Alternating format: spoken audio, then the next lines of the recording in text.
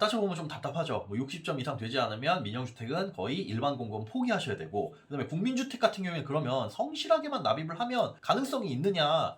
주택청약 종합저축을 가입하신 분들은 결론부터 말씀드리면 가능성, 일반 공급, 당첨 확률 제로입니다.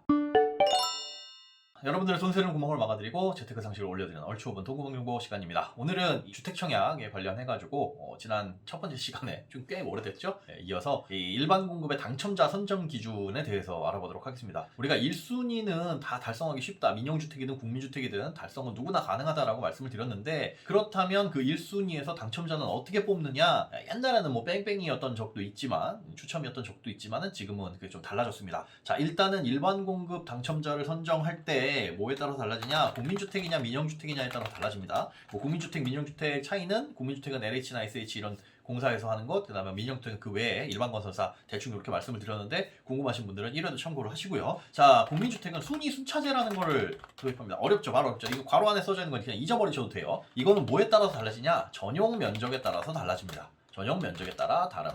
그런데 전용 면적이 그러면 뭘 기준이냐? 40제곱미터를 초과하느냐 초과하지 않느냐. 40m 초과 같은 경우에는 총액이 많은 자. 근데 대부분의 이 주택이 이거죠. 40제곱미터를 초과하는 주택. 그 다음에 40제곱미터의 조금 작은 아파트 같은 경우에는 이거 이하 같은 경우에는 횟수가 많은 사람. 횟수가 많은 자, 이게 우선합니다. 자, 그러면 총액이 많은 사람 뭐 한 달에 500만 원 내고 1000만 원 내고 그걸 많이 쌓아두면 되냐? 안 됩니다. 이게 중요한 부분인데 어떤 부분에 따라서 달리냐? 중요한 부분이에요. 저축액은 월 10만 원만 인정입니다. 그 다음에 횟수는 당연히 월 1회까지만 인정해요. 그러니까 아무리 많은 금액을 혹은 자주 뭐 여러 번 낸다고 하더라도 한 달에 한 번 10만 원까지만 인정입니다. 총액이 많고 횟수가 많고 이런 것들은 그래서 어렸을 때부터 가입을 할 필요가 있겠지만은 지난 시간에도 말씀드렸지만 요건 19세부터만 인정이 됩니다. 요건 또 19세부터만 인정이 되고, 그리고 그 이전에 납입한 이력이 있다면 최대 2년, 최대 24회만 추가 인정이 돼요.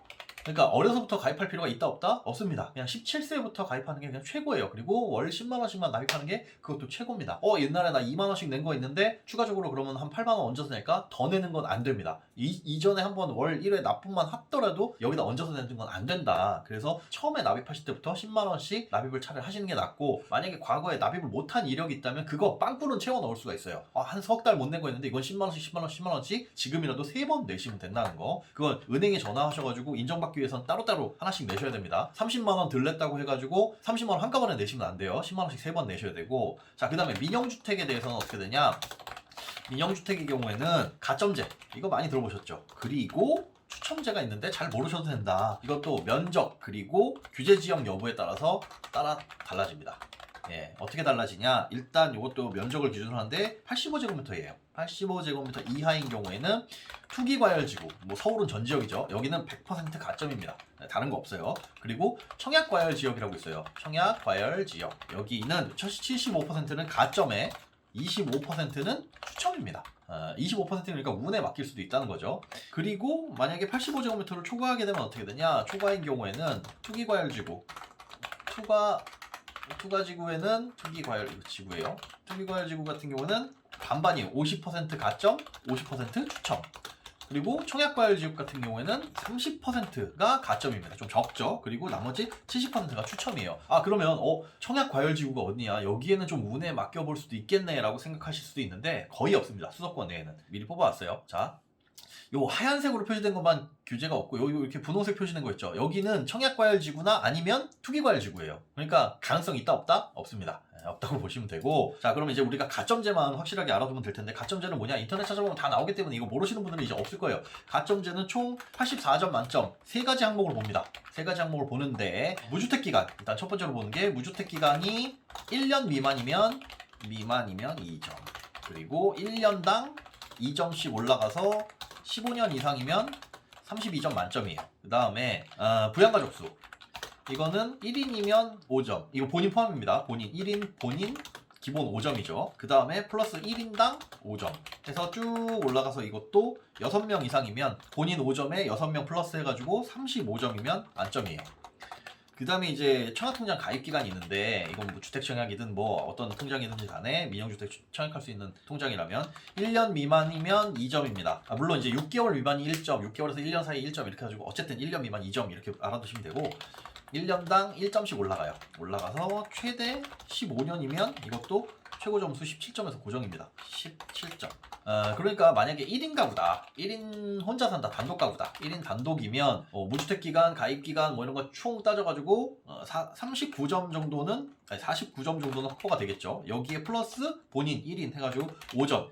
즉 54점은 기본으로 확보는 가능합니다. 무주택 기간과 가입 기간. 이 기간도 만 19세부터 인정이고 그 전에 뭐 인정되는 거 있어요. 이 2년 정도. 그러니까 사실은 최대로 받을 수 있는 개인의 점수는 54점이고 여기에서 이제 부양가족 수가 얼마나 들어가느냐가 사실은 관건인데 보통 서울 지역 같은 경우에는 그러면 어느 정도가 커트라인이냐 뭐 대충 알고 계신 분들은 계시겠지만 60점 이상은 받아야 됩니다. 60점 이상은 받아야 되고 홈페이지 들어가 보면 있어요. 청약홈. 여기 들어가 보시면 여러 가지 정보들이 있는데 여기에서 봤을 때 경쟁률 보시면은 뭐 신목동 파라곤 이런 경우에는 경쟁률 보통 64점, 59점 이런 것도 혼자서는 안 되죠. 뭐 2인 가구는 되어야 가능하다라는 거. 이렇게 거의 가뭄에 콩나듯 나오고 정말 이제 핫했던 이 DMC 같은 경우에는 경쟁률 보면은 뭐 이렇죠. 60점은 그냥 넘어가야 됩니다. 가끔 가다가 낮은 경우가 있어요. 이 힐스테이트 천호역 젠트리스 뭐 이거는 경쟁률이 49점, 51점, 이거는 단독 가구로도 할만하네. 예, 할만한데 분양 가격을 보면 이런 곳들은 대부분 9억이 넘어갑니다. 자, 분양 가격 9억이 넘는 아파트는 뭐가 안 돼요? 중도금 대출이 안 돼요. 그래서 당첨이 됐다 그럼 계약금 10%나 15% 납입을 하고 예를 들어 10억이다. 그럼 1억에서 1억 5천 내 돈을 현금 집어넣어야 되고 그 다음에 중도금이 한 35%에서 40% 들어가는데 이게 대출이 전혀 안 나오니까 3억 5천에서 4억도 현금으로 들어가야 돼요. 나중에 잔금 치를 때 대출 규제 때문에 9억 이하는 또 40%밖에 안 나오고 막 이런 것들 있죠. 그러니까 결국은 뭐냐? 아까 그런 아파트들은 당첨이 되더라도 문제예요. 그냥 포기죠, 포기. 현금으로 5억씩 싸들고 있는 사람들이 뭐 얼마나 된다고요. 그러니까 그런 주택들은 아예 처음부터 걸르셔야 된다. 분양가 보시고. 따져보면 좀 답답하죠. 뭐 60점 이상 되지 않으면 민영주택은 거의 일반 공급 포기하셔야 되고 그 다음에 국민주택 같은 경우에 그러면 성실하게만 납입을 하면 가능성이 있느냐. 주택청약 종합저축을 가입하신 분들은 결론부터 말씀드리면 가능성, 일반 공급, 당첨 확률 제로입니다. 없어요. 왜 그러냐? 이게 조금 답답한 얘기긴 한데요. 우리가 과거에 이제 청약 당첨했던 그 기준들을 보게 되면 이게 이제 고덕 강일 공공주택지구 8단지의 하한선입니다. 이게 최근에 분양했던 거예요. 8단지 같은 경우 1순위 49제곱미터가 1,840만원 그리고 뭐 59제곱미터가 2,180만원. 그런데 주택청약 종합저축이 언제 나왔냐? 주택청약 종합저축 같은 경우는 종합저축 탄생일이 2009년 5월이에요. 2009년 5월. 2009년 5월에 나와가지고 지금까지 해봐야 130개월 조금 넘습니다. 그러니까 1380만원 정도? 뭐 저기 38개월인가 그래요. 그거 정도밖에 안 되기 때문에 이거는 죽었다 깨어나도 가능성이 없다. 그럼 이 사람들은 도대체 뭐냐 하면 예전에 청약저축 가입자입니다. 청약저축통장. 이 사람들이 수도권에만 아직도 16만 6천 명 정도가 있어요. 이 사람들이 다 빠져나가기 전까지는 주택청약 종합저축 가입자들은 당첨 가능성이 없다라는 거 인지를 해두셔야 됩니다. 그러면 우리가 노려볼 건 뭐냐? 국민주택 SH, LH에서 분양하는 거 저 들어가고 싶은데요. 가능성 있는 거는 딱 하나. 특별공급밖에 없습니다. 자, 오늘은 일반공급 당첨자 선정 기준 알아봤고요. 다음 시간에 그러면 특별공급 어떤 것들이 있고 어떻게 선정하는지 알려드리도록 하겠습니다. 감사합니다. 끝!